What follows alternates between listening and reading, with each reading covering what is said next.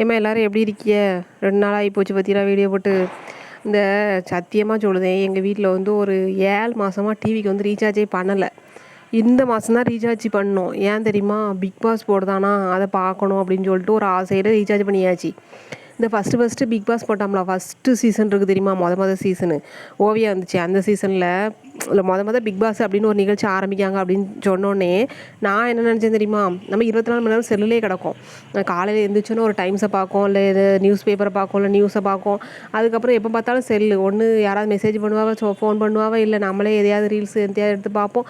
அப்படி ஏதாவது ஒரு மிஷினுக்கு பின்னாடியே நம்ம ஓடிக்கிட்டு இருக்கோம்ல. இல்லைன்னா டிவியை போட்டு வச்சு பாட்டை கேட்டுக்கிட்டு கிடப்போம், பாட்டை சினிமா பார்ப்போம்.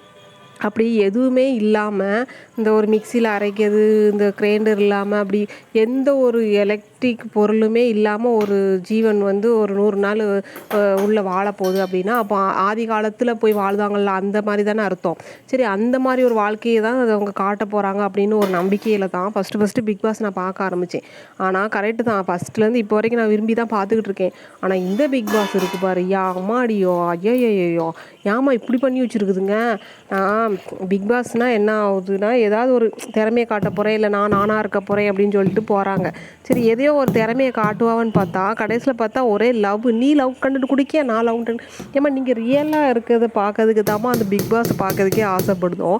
ஆனால் அதுவுள்ளே பேசிக்கிடுது, நீ வந்து லவ் கண்டென்ட் குடிக்கியா, நம்ம லவ் கண்டென்ட் கொடுப்போமா, நம்ம 2 லவ் போமா. இது என்ன லவ்னா என்னது? தானே வர்றது தான் லவ். இது நீ சொல்லி வந்து அது ஒரு கண்டென்ட்டாக கொடுத்து நாங்கள் அதுவும் நீங்கள் நடிப்பியா, அதை நாங்கள் பார்த்துக்கிட்டு இருக்கணுமோ? இது என்ன கொடுமையாக இருக்குது. அதில் வேறு இந்த நான் ரீசார்ஜ் பண்ணி நான் பார்த்துக்கிட்டு இருக்கிறது பதில் எங்கள் வீட்டு பிள்ளைகளும் 9:30க்கு டிவியை போட்டோன்னா பேனு புக்கில் வந்து கண்ணு டிவிக்கு வந்துடும். பேன் பார்த்துட்ருக்கு வயசு பிள்ளைகள்.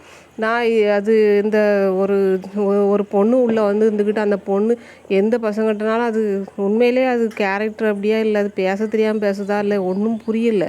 ஆனால் அது பேசுறது எதையுமே நமக்கு எடுத்துக்கிற மாதிரியே இல்லை, ஒரு மாதிரி தான் இருக்குது. கொஞ்சம் கஷ்டமாக தான் இருக்குது இந்த வட்டம் பிக் பாஸை பார்க்குறதுக்கு. எதுக்கு ரீசார்ஜ் பண்ணோம் அப்படின்னு நினைக்கிற அளவுக்கு ஆகிப்போச்சு. தயவு செஞ்சு இந்த லவ் கண்டென்ட்டை தவிர்த்துட்டு வேறு ஏதாவது திறமை இருந்தால் காட்டுங்கம்மா, நாங்கள் அதை பார்க்க தாம்மா ஆசைப்படுதோம். இப்படிலாம் லவ் கண்டென்ட் கொடுக்கங்க பேரில் நீங்கள் அந்த ஒரு மாதிரி அதையும் நீங்கள் இல்லாட்டி இந்த ஒரு மணி நேரம் சீனில் காட்டாமையாவது இருக்கணும். அதையும் செய்ய மாட்டேங்கி, அது எல்லாம் டபுள் மீனிங்லேயே பேசிட்டு கிடக்க, அதையே காட்டிட்டு கிடக்கியே. கொஞ்சம் எரிச்சலாக தான் இருக்குது. உங்களுக்குலாம் எப்படி இருக்குன்னு சொல்லுங்கண்ணே.